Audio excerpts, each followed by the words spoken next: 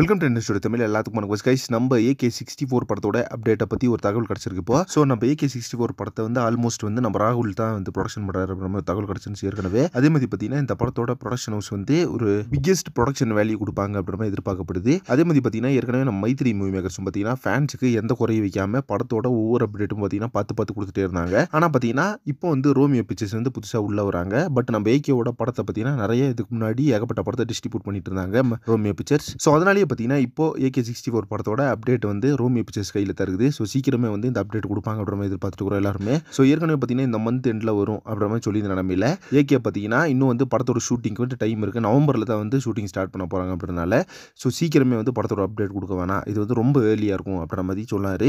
அதனால பார்த்தீங்கன்னா படத்தோட அப்டேட் வந்து கொஞ்சம் டிலே பண்ணாங்க அப்படின்ற மாதிரி தகவல் கிடச்சிருந்துச்சு. ஸோ இப்போ பார்த்தீங்கன்னா 2 நாளாகவே AK64 படத்தோட அப்டேட்ஸை பற்றி தான் சோஷியல் மீடியாவில் ஷேர் ஆகிட்டு இருக்கு.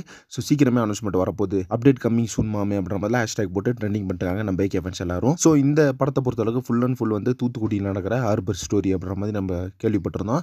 ஸோ அது பார்த்தீங்கன்னா 100% வந்து கன்ஃபார்ம் தான். ஃபுல் அண்ட் ஃபுல் பார்த்தீங்கன்னா படத்தோட லொகேஷன்ஸ் எல்லாமே பார்த்தீங்கன்னா தூத்துக்குடி சைடு தான் இருக்க போகுது. அதனாலே பார்த்தீங்கன்னா ஏற்கனவே அட்டகாசம் படம் எடுத்திருந்தாங்க. ஸோ அது பார்த்தீங்கன்னா ஒரு மாஸ் ஆக்ஷன் படம். அந்த படத்தை சரண் டைரக்ஷன் பண்ணியிருந்தாரு. ஸோ இப்போ பார்த்தீங்கன்னா ஆதிக்கிற வச்சு தான் நம்ம AK வச்சு பண்ணுறாரு அப்படின்னு நினைக்கும் போது எந்த அளவுக்கு இருக்குன்னு சொல்லிட்டு தெரியல. எவ்வளோ கூஸ்பம்ஸ் கிளம்புது கைஸ். இப்போ பார்த்தீங்கன்னா நம்ம AK64 படத்தோட அப்டேட்ஸ்க்கு யாரெல்லாம் வெயிட் பண்ணிட்டு சொல்லிட்டு கமெண்ட் பாக்ஸில் மறக்காம மென்ஷன் பண்ணுங்க. ஸோ கூடி சீக்கிரமே பார்த்தீங்கன்னா நம்ம AK64 படத்தோட அப்டேட்ஸ் எதிர்பார்க்கலாம். நெக்ஸ்ட் ஒரு இன்ட்ரெஸ்டிங் வெயிட் பண்ணுறேன். Thank you friends.